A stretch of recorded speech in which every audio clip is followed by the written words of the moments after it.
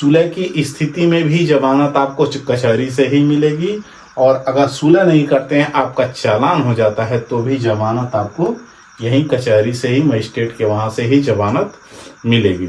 इसलिए आप सुलह क्यों करेंगे?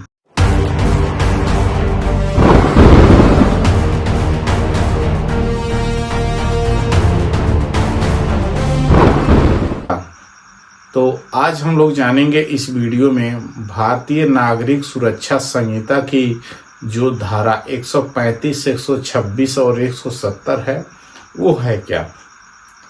ठीक है, तो आज हम लोग इसी के बारे में जानते हैं। और इस पे एक भाई ने कमेंट किए थे, पूछे थे कि इस पर हमने एक वीडियो बहुत पहले बना कर डाल चुके हैं, और वो वीडियो भाई साहब देखे थे तो उस पर पूछे थे, सब कुछ समझ में आया था, लेकिन क्या इसमें सुलह हो सकता है कि नहीं हो सकता है। ठीक है, मैं वो कमेंट्स में आप लोगों को दिखाता हूं।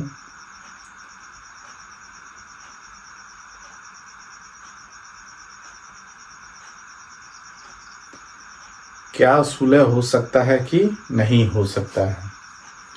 तो ये सुलह तो होता है तो थाने पर ही होता है, अदरवाइज जब चालान हो जाता है तो आपको कचहरी से जमानत करवानी पड़ती है। ठीक है, ये डाटा चल नहीं रहा है, खुल नहीं रहा है।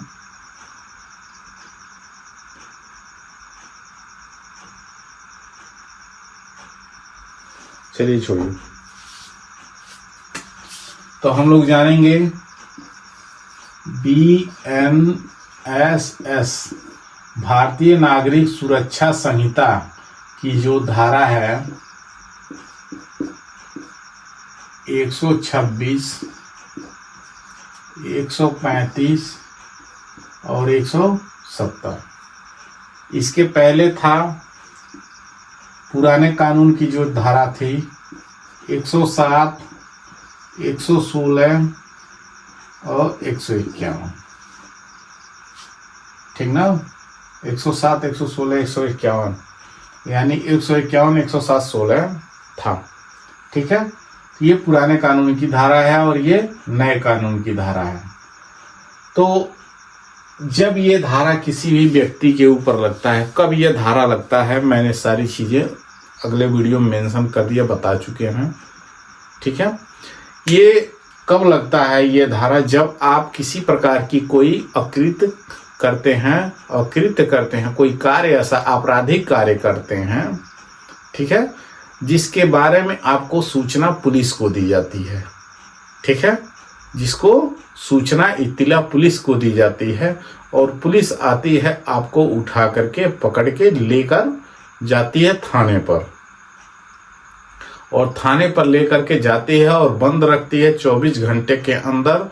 जब वो मजिस्ट्रेट को ट्रांसफर करती है, भेजती है पुलिस, ठीक है, तभी ये धारा आपके ऊपर लगता है।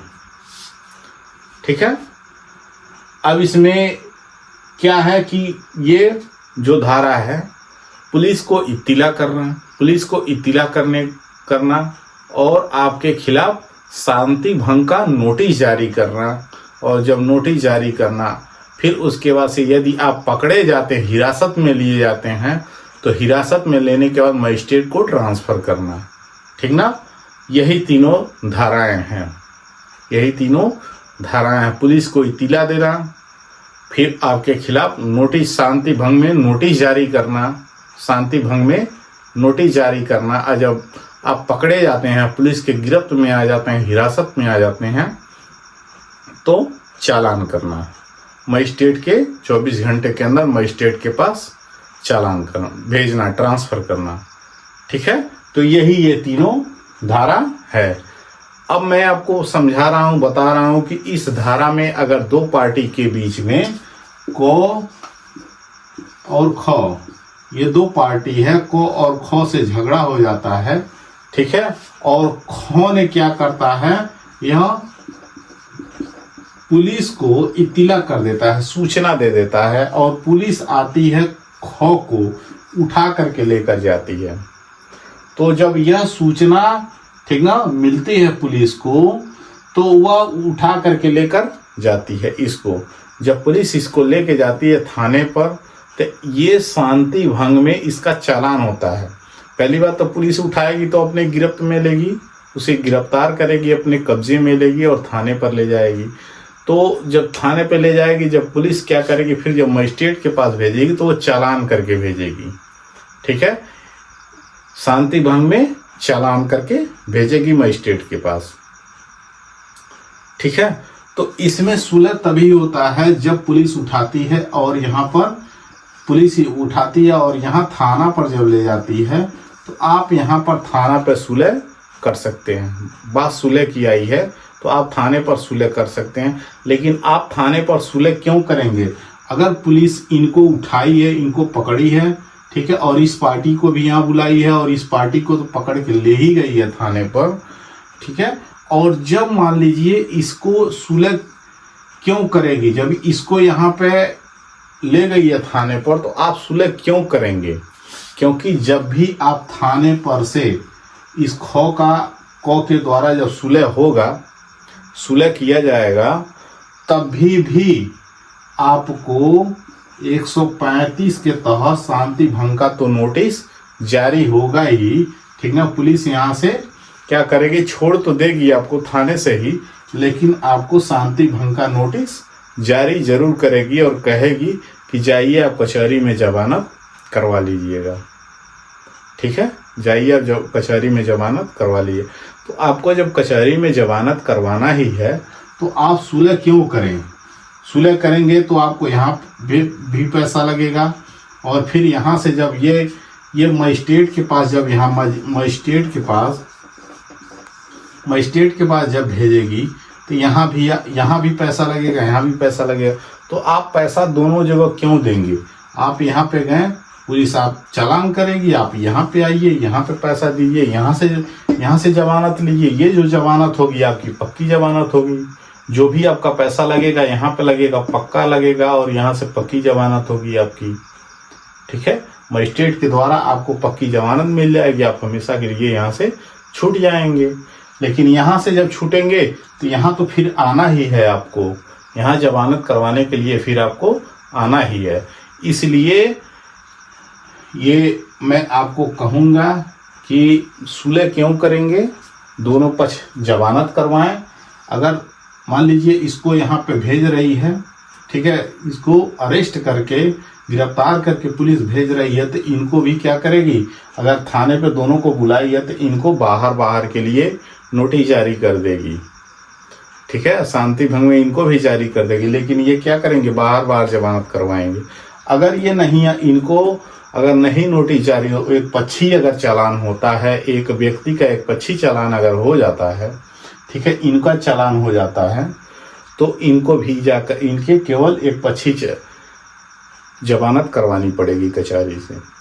ठीक ना, एक पक्षी जमानत तब इनको लेना पड़ेगा। लेकिन जमानत इनको यहीं से लेना पड़ेगा, यहाँ से नहीं मिलेगा, यहीं से जमानत मिलेगी। यहाँ से तो ये अपना ले दे करके काम खत्म कर देंगे, लेकिन आपको आना यही है। यहाँ पे सुलह करेंगे तब भी आपको यहाँ पे आना है। अगर सुलह नहीं करते हैं तब भी आपको यहीं पे जमानत मिलेगी।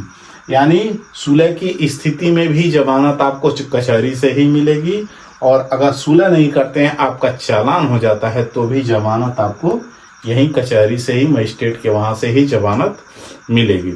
इसलिए आप सुलह क्यों करेंगे? ठीक है, तो इसमें बहुत बड़ी चीज़ नहीं है ये, इसमें सुलह करने की कोई आवश्यकता नहीं है।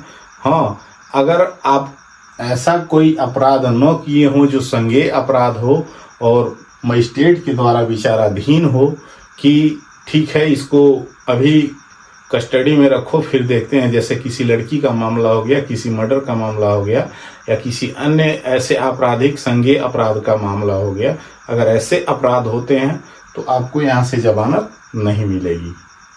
ठीक है, तब यहाँ से आपको जमानत नहीं मिलेगी। अगर यहाँ पे तब जाकर के अगर यहाँ पे कोई बहुत बड़ा अगर संज्ञेय अपराध करते हैं, बहुत बड़ा क्राइम करते हैं, तो अगर यहाँ पे आपको सुलह करना चाहते हैं तो आप यहाँ पे सुलह करके हट सकते हैं। ठीक है, लेकिन फिर भी अगर यहाँ से सुलह होगा तो भी दोनों पक्ष को यहाँ पे चालान होगा। ठीक है, दोनों पक्ष को तो भी यहाँ पे चालान किया जाएगा बाहर। ठीक है। केवल 135, 126, 135 के तहत नोटिस जारी हो जाएगा और आप बाहर 2 ठो गवाह लेकर के आएंगे, कचहरी में जमानत करवा करके चले जाएंगे। तो पुलिस की गिरफ्त में, कस्टडी में नहीं आएंगे आप, आपको पुलिस हथकड़ी लगा कर पकड़ के नहीं लाएगी तब मजिस्ट्रेट के पास, ठीक है। तो ये रहा आपके कमेंट का जवाब। अगर ये वीडियो आपको अच्छा लगे तो लाइक शेयर सब्सक्राइब ज़रूर कर दीजिएगा, क्योंकि ये जानकारी अच्छी जानकारी है, ठीक है। और आई होप कि आपको अच्छा ही लगेगा। तो मेरा पूरा वीडियो वॉच करने के लिए बहुत बहुत धन्यवाद आप लोगों का। Thank you.